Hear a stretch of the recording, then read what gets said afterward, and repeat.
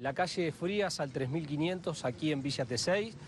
Hace minutos nada más los especialistas de la Policía Científica de la provincia de Buenos Aires con los bomberos han encontrado el cuerpo de Ariana en el jardín de la casa. Estaba enterrado, le habían colocado cal encima. El asesino evidentemente pensó que la colocación justamente de ese tipo de sustancia es corrosiva, con lo cual podía eliminar prueba, cosa que es un error porque los cuerpos en tierra permanecen hasta 8 semanas y además, bueno, depende cómo haya colocado esa sustancia, el cuerpo responde o no. Por eso va a ser un trabajo muy difícil que van a tener que hacer los forenses para poder, bueno, tomar las muestras que luego van a ser determinantes en la investigación. Hay un dato muy importante que tiene que ver con lo siguiente. El padre de ella, Willy Palacios Montaño, un hombre de 64 años de nacionalidad boliviana, trabajó durante gran parte de su vida y hoy está retirado en una casa velatoria, con lo cual, desde el punto de vista criminal, es una persona que está acostumbrada a manipular cuerpos. Por eso lo que van a analizar seguramente los especialistas en criminología es cómo se movió en la escena, cómo colocó el cuerpo y cómo trató de encubrirlo. Por supuesto, aquí lo que hay que determinar es si hay escenas primarias y escenas secundarias, es decir, si todo fue en el mismo lugar. Así que en eso se está trabajando en este momento. Después, durante la tarde, vamos a ir explicando algunos temas técnicos. Sí, Paula. Mientras charlamos con vos, estamos viendo algunas imágenes de lo que está haciendo ahora la Policía Científica en el lugar. Todavía trabajando, entendemos que desde temprano, desde que, bueno, en realidad este hombre dio todos los detalles de lo que había hecho con su hija, pero recordemos cómo arranca esto, cuándo arranca y qué pasó en todo este tiempo en el que Ariana estuvo desaparecida. Mirá, ahora vamos a conocer algunos detalles, Paula. Vamos a conversar con Noelia, una de las amigas que tanto se ha preocupado en la búsqueda. Ariana desaparece el 28 de agosto, deja de ir a su trabajo en un call center en la capital federal. Desde el trabajo llamaron a la casa, en la casa le dijeron que ella había decidido separarse del novio, ir a viajar al interior del país, cosa que es extraña porque ella tenía una nenita de 5 años, no la vio nadie, es decir, no hay referencia de ellas aquí en el barrio. A partir de ahí la preocupación, aquí hay que destacar lo que hicieron los amigos que en ese gesto de amistad empezaron a tratar de denunciarlo en las comisarías, nadie los escuchaba e intentaron subir las fotografías a las redes sociales para que esto se difundiera masivamente, y a medida que los amigos trataban de averiguar con la familia, con el papá, con la mamá, con el seno familiar más íntimo, encontraban del otro lado respuestas muy evasivas, como que no se preocuparan, como que la situación ya estaba, como que ella se había ido. ¿Eso por parte del papá nada más o de la mamá también? Mirá, lo que tenemos confirmado hasta ahora, por eso es muy importante lo que vamos a conversar ahora con Noelia, que aparentemente el que hacía todo esto era el papá, que es el que le termina confesando al hermano el crimen. Igualmente, la investigación es realmente, yo diría, muy precaria a esta altura. Lo está investigando el fiscal número 2, Walter Leguizamo, de la zona oeste. Es muy difícil que un crimen de esas características, con la manera de ocultar el cuerpo, con los actos posteriores, puedan ser cometidos por una persona, porque aquí lo que está claro es que hubo actos preparatorios y después hubo actos de encubrimiento. Es un tema muy técnico, pero es un tema muy importante para determinar si esto lo puede haber definido una sola persona o intervinieron varias en el procedimiento. ¿Los padres compartían esa casa? Juntos.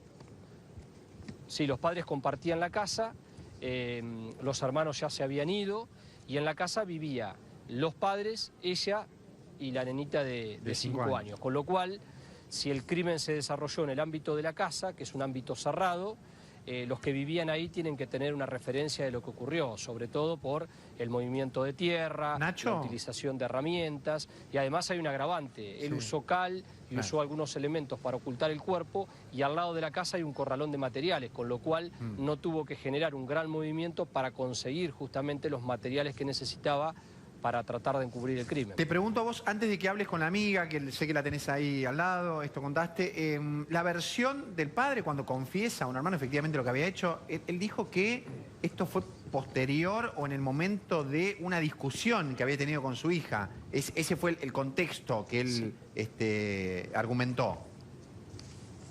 Sí, a mí me parece esa declaración y esa hipótesis de trabajo me parece demasiado simple. Sí. Para que haya asesinado a su hija en el medio de una discusión, con un corte profundo en el cuello, ocultar el cuerpo, encubrir, mentirle a todo el mundo.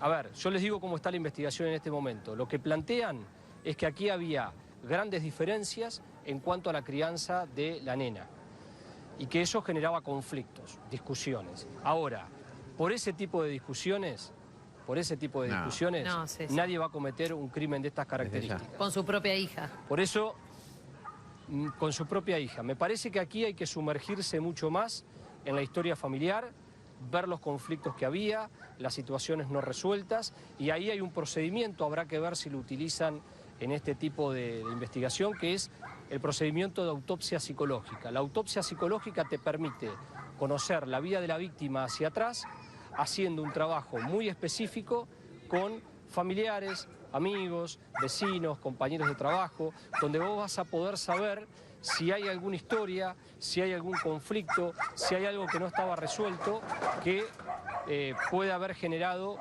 un desencadenante de estas características. Por eso me parece que plantear que la muerte se genera por una discusión doméstica, me parece que es demasiado prematuro, es demasiado precario, y estos crímenes son mucho más complejos y tienen lo que se llama el móvil del crimen, las motivaciones son mucho más profundas y muchas veces se esconden en los secretos más íntimos de una familia. Que quizás ese secreto, en el caso de que el padre quede detenido y que quede involucrado algún otro integrante de la familia, quizás nunca lo sepamos.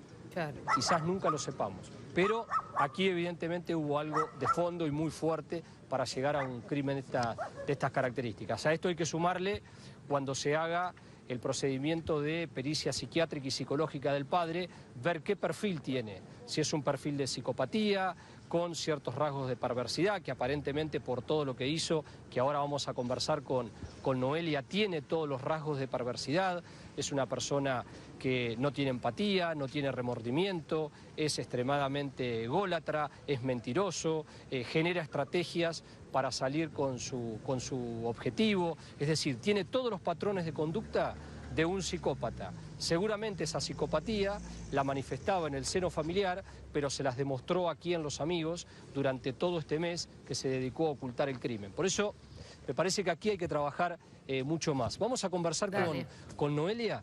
Noelia, bueno, ¿cómo ustedes se enteraron de esta situación tan grave? Nosotras, las amigas de Ariana, diferentes amigas, fuimos contactándonos entre nosotras para ver si alguien sabía algo de ella, porque nadie sabía nada. Me contacta una amiga de ella por Facebook, me dice, che, ¿sabes algo de Ari que no me puedo comunicar? Le digo, no, hablaste con el novio, si querés te paso el número de la familia. Y ella me dice, no, ya hablé y nadie sabe nada. Esto fue el miércoles de la semana pasada. Empezó a investigar entre nosotras, nadie sabía nada. Yo me comunico con gente del trabajo, dicen esto, que ella se ausentó de un día para el otro. Rarísimo, porque ella era súper responsable, aplicada con el trabajo. Ella jamás iba a faltar porque sí, sin avisar, sin certificado, jamás, imposible. Eso fue lo que dijimos, imposible. Y nos comunican, o sea, mediante compañeros nos enteramos esto de que el trabajo llamó a la casa y en la casa el papá dijo que ella se había ido a probar suerte con su novio a Tierra del Fuego, repartiendo, no sé, nadie entiende. Esto le llama la atención a los mismos del trabajo, porque a los 2 días aparece el novio de Ariana, que la fue a buscar al trabajo porque no sabía nada de ella, fue a buscarla y ella no se encontraba. Llama a la casa preocupado, se comunica con los papás y los papás le dicen, ustedes hace rato que venían mal, Ariana no quiere saber más nada con vos, alejate, no te metas, te pasamos este y este mensaje. Y él se la creyó. ¿El que manejaba toda la comunicación era solamente el padre o está la madre también? No, solamente el padre, solamente el padre. Él era el único que... Y él le dijo, bueno, esto a Adrián y cuando le... Bueno, che, no es preocupante, hay que hacer la denuncia. No, que ella se fue por sus propios medios, que ya lo hizo muchas veces, mentira, o yo nunca me enteré, mentira. Ya hizo muchas veces, ¿por qué te preocupás por un capricho de ella? Que la nena está bien con nosotros, que si hacen la denuncia y no está la mamá, nos la van a sacar a la nena y se va a ir con el papá. Entonces, por esto decían que no querían hacer la denuncia. Nada, llegó un momento que dijimos, bueno, che, no me importa, hay que hacer la denuncia, empezamos a hablar entre nosotras. Yo el domingo ya era como que caminaba por las paredes, empezamos a publicar en Facebook, voy a la comisaría, quiero hacer la denuncia, me dicen, no corresponde que vos la hagas, corresponde que lo haga un familiar directo. ¿Cómo que no corresponde que yo la haga? Que le digo, ¿me vas a prohibir hacer la denuncia? Decime dónde hay un papel que diga que yo no puedo hacer la denuncia, mostrame la ley. Dice, no, pero no corresponde, corresponde que venga la familia, no podés hacer que venga la familia. No, la familia no quiere hacer la denuncia, ¿no entendés? Y fue, le muestro, o sea, empezaron a llamar de la misma comisaría, todo esto llamaron a los amigos, a la casa, qué sé yo, para corroborar, pareciera de que realmente no se sabía nada de Ariana. Yo le muestro, ella era muy activa en Facebook, le muestro con el celular y le digo, mira, a partir del 28 no publicó más nada. Y ahí ven que en Facebook estaba la publicación esta de que ya habíamos estado rondando por redes. Y dice, ay, bueno, que eso es ahora, ya está en redes. Y bueno, como que ahí yo siento, a mí me dio la impresión que a partir de ellos ver que ya estaba circulando por todos los grupos de Facebook la imagen de ella, que ahí dijeron, bueno, tiene que haber una denuncia, te vamos a tomar la denuncia. ¿En qué comisaría fue esto? Es muy grave lo que me estás contando, muy grave. La de acá de Villa T6, acá. Sí, y bueno, a partir de eso yo estuve desde las 3 hasta las 7 de la tarde, pero habré estado más de una hora haciendo llamados, todo sin yo empezar a hacer una denuncia formal. ¿Cuánto tiempo y había pasado, Nacho, desde la desaparición hasta ese momento?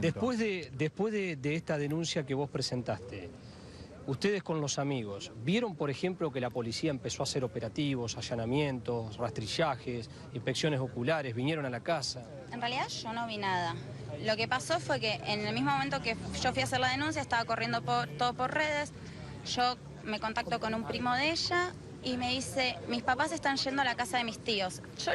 Porque él después apareció en la comisaría, mientras yo estaba haciendo la denuncia apareció la familia, apareció el papá. Yo lo que creo es que ya se generó tanto que todos estaban comunicando con ellos como diciendo, che, tenés que hacer la denuncia. ¿Cuál era la actitud de ese papá y esa mamá y esos hermanos? La mamá se la notaba como muy acongojada. Ella en un momento dijo que sí, que ella quería que se publique en redes y el papá no, que no se publique, que Ariana se fue, que es una caprichosa. Y era todo bueno. Ariana y la mamá estaban en un mal momento, parece que estaban peleadas. Entonces como ella decía, bueno, y Willy también lo que decía era que la mamá decía, mi hija se comunica con mi papá, con el padre, porque conmigo está peleada. Entonces los mensajes de texto y todo eran con el padre y nunca con la madre. La madre nunca sabía nada de ella realmente, de parte de ella, más allá de lo que decía el padre. Eso es lo que se dice, ¿no? ¿Ella te había comentado algún tipo de episodio con el padre? Mirá, tengo un papá que tiene una personalidad violenta, es de muy poco diálogo, me presiona, me insiste con determinado tema. No, nunca. Sí, bueno, peleas cotidianas, de que me peleé con mis papás, de que no los aguanto, pero nunca esto de violencia de mi papá me pegó o tuvo una trompadas de ese estilo, nunca. Sí, bueno, gritos, discusiones, que sí, la conozco de los 5 años, obvio que siempre hay. Mira, hay un tema muy sensible que yo sé que en este momento es el punto central de la investigación, que tiene que ver con la crianza de la hija de Jack, de 5 años. Aparentemente, lo que está investigando la policía y la justicia es que ese puede ser el foco del conflicto. Sí. ¿Había situaciones que había diferencias en cuanto a la crianza, a la comida, a la escuela? Sí, ellos se metían mucho, no dejaban. Yo sé por conversación con Ariana, el novio de Ariana es de Quilmes, entonces ella quería de repente ir con el novio, ir con la nena a lo del novio, disfrutar un fin de semana y los papás no la dejaban, no querían que se lleve a la nena. Si vos vivís bajo nuestros techos, son nuestras reglas, que vos no. Y siempre eso, no sé, eran como muy hinchapelotas en ese sentido, de abuelos que se metían en la crianza de la nena. Hay otro tema también que son los mensajes. Algunos amigos recibieron mensajes de texto que son realmente increíbles, como alguien escribía supuestamente haciéndose pasar por ella. Exacto, sí. A mí no me llegó un mensaje, yo vi otros mensajes que le mandó a una amiga de ella, Fabiana. Fabiana nos muestra este mensaje y apenas lo leemos todos, dijimos, no hubo alguien que diga, bueno, puede ser. Todos dijimos, no, no es. Lo que más nos llamó la atención que Ariana nunca iba a firmar como Ariana. Si te comunicas con una amiga vas a decir, hola, soy Aru, qué sé yo, listo. Además la forma de redactar, las palabras, la puntuación. En el mensaje que yo vi de Fabiana parece que, no sé, como que novio, conociéndonos, besitos querida, como muy sin, no sé, sin buena redacción, muy mal. A ver, te hago una última pregunta. ¿Ustedes tienen sospecha de que no lo haya hecho solamente el papá, sino que puede haber más gente involucrada? No, yo no puedo decirlo, no. O sea, sí digo, ¿cómo puede ser que no te hayas dado cuenta si está en el patio de tu casa? La mamá nunca salió a colgar ropa, nunca, no se preocupó realmente, capaz que, no sé, capaz que estaba asustada por, claramente, puede ser que sepa y que tenía miedo por ella también o por la nena. Pero para mí es como muy rarísimo que no se haya dado cuenta de la tierra, o sea, todo esto. ¿Qué me podés decir de Ariana? ¿Cómo era ella? No, ella iba al frente, ella era re buena. Ella siempre estaba al pie del cañón. Yo sé que si yo necesitaba algo de ella iba a estar conmigo. Ella no era violenta, sí era impulsiva y agresiva, pero no era violenta, ir a las piñas puede ser, no sé, no, y iba al frente con todo, ella era muy buena, o sea, ella te quería, te amaba y daba todo, y ellos quieren hacerla quedar como que no se ocupaba de la nena y es mentira. Ella hacía todo por la nena, no, es mentira. Muchas gracias, Noelia. Y acompañamos el dolor tuyo. A ver, Federico, Paula, vuelvo a insistir en esto. Estas historias que tienen este tipo de desenlaces no son tan sencillas como aparecen. Aquí hay cuestiones atrás, hay cuestiones de fondo y además lo interesante desde el punto de vista de la investigación es obvio que aquí el padre era el que manejaba la escena de esa familia, era el que ejercía el poder, el que tenía la autoridad, el que los sometía a todos, el que daba las órdenes y el que manejaba cuándo se hablaba y cuándo se callaba. Y me parece que en ese callar está la llave de este crimen que van a tener que descubrir y que van a necesitar la participación de muchísimos profesionales multidisciplinarios para tratar de ver qué es lo que ocurrió. Quizás nunca conozcamos el móvil, pero aquí hay una cuestión de fondo que se resolvió cuando se llegó a un punto extremo de un conflicto que venía de larga data. Estamos viendo la punta de un iceberg. Sin lugar a dudas, Nacho, lo que vos nos estás contando y seguramente va a surgir pronto más información, así que vamos a convocarte de nuevo y seguimos allí, por supuesto, en Villa Tesey.